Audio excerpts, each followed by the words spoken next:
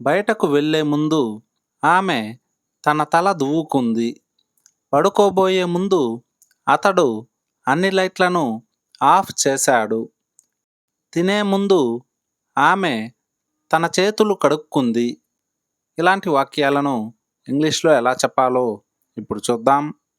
దీనికి గాను మనం బిఫోర్ను ఉపయోగిస్తాం. బిఫోర్ అంటే ముందు. బయటకు వెళ్ళే ముందు ఆమె తన తల దువ్వుకుంది. బయటకు వెళ్ళే ముందు ఆమె తన తల దువ్వుకుంది. She combed her hair before going out. She combed her hair before going out. She combed her hair అంటే ఆమె తన తల దువ్వుకుంది. బిఫోర్ గోయింగ్ అవుట్ అంటే బయటకు వెళ్ళే ముందు. She combed her hair before going out అంటే బయటకు వెళ్ళే ముందు ఆమె తన తల దువ్వుకుంది.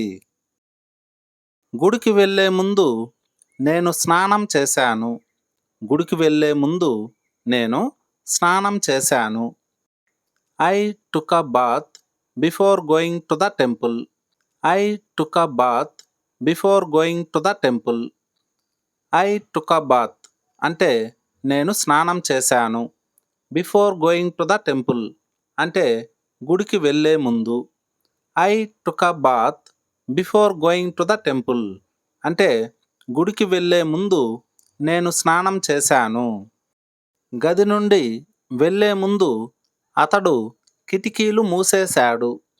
గది నుండి వెళ్ళే ముందు అతడు కిటికీలు మూసేశాడు. He closed the windows before leaving the room. He closed the windows before leaving the room. అతని ఇంటికి వెళ్ళే ముందు నేను అతనికి కాల్ చేశాను. అతని ఇంటికి వెళ్ళే ముందు నేను అతనికి కాల్ చేశాను. I called him before going to his house. I called him before going to his house. పడుకోబోయే ముందు అతడు అన్ని లైట్లను ఆఫ్ చేశాడు. పడుకోబోయే ముందు అతడు అన్ని లైట్లను ఆఫ్ చేశాడు.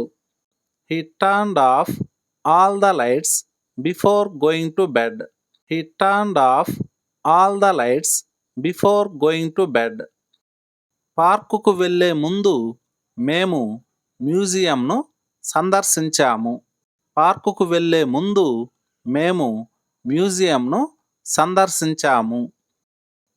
We visited the museum before going to the park. We visited the museum before going to the park. తినే ముందు ఆమె తన చేతులు కడుక్కుంది. తినే ముందు ఆమె తన చేతులు కడుక్కుంది. దీన్ని ఇంగ్లీష్లో ఎలా చెప్పాలో కామెంట్ సెక్షన్లో కామెంట్ చేయండి. Thanks for watching.